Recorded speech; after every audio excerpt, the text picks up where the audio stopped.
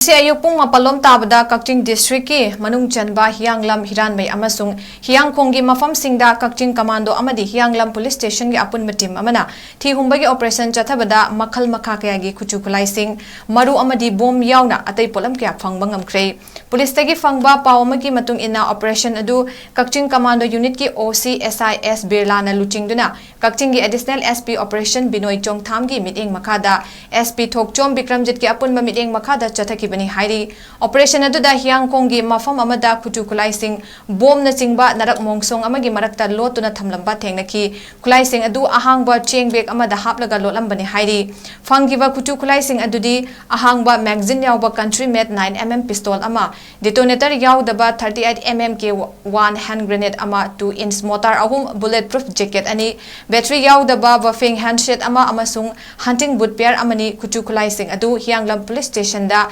makha taba logi thabak lokhanaba sinakre hairi